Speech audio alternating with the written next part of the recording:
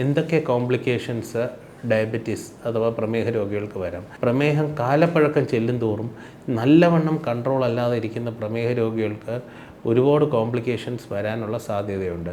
പ്രമേഹ രോഗികളുടെ complications micro and macrovascular complications എന്ന് പറയും.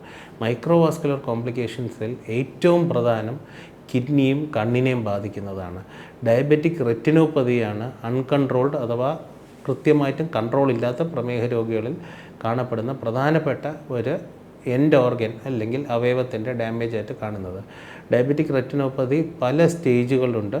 ഇത് കൂടി വരുന്നതോടുകൂടി കാഴ്ച പെട്ടെന്ന് നശിച്ചു പോകാനുള്ള സാധ്യതയുമുണ്ട്. ഇത് കൂടാതെ കണ്ണിനെ മറ്റ് വിവിധ തരങ്ങളിലും പ്രമേഹം ബാധിക്കാറുണ്ട്. അതുപോലെ തന്നെ കിഡ്നിയുടെ തകരാറ്, ഡയബറ്റീസ് ലോങ് സ്റ്റാൻഡിങ് കൺട്രോൾ അല്ലാതെ നിൽക്കുമ്പോൾ കിഡ്നിയുടെ തകരാറ് വരികയും kidney function test, urea, creatinine തുടങ്ങിയവ ക്രമാതീതമായി കൂടുകയും മൂത്രം കൂടുതലായി പതഞ്ഞു വരികയും ക്രമേണ മൂത്രത്തിൻ്റെ അളവ് കുറഞ്ഞു വരികയും ചെയ്യുന്നു.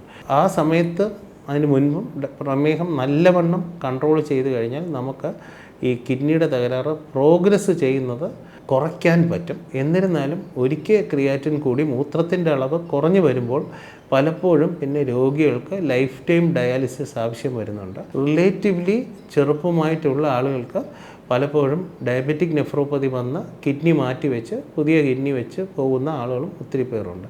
ഇത് കൂടാതെ മാക്രോവാസ്കുലർ കോംപ്ലിക്കേഷൻസിൽ ഏറ്റവും പ്രധാന ഡയബറ്റീസ് ഹാർട്ടിനെ ബാധിക്കുന്നു. ഹാർട്ടിൻ്റെ അസുഖം വരാനുള്ള സാധ്യതകൾ കൂടുന്നു.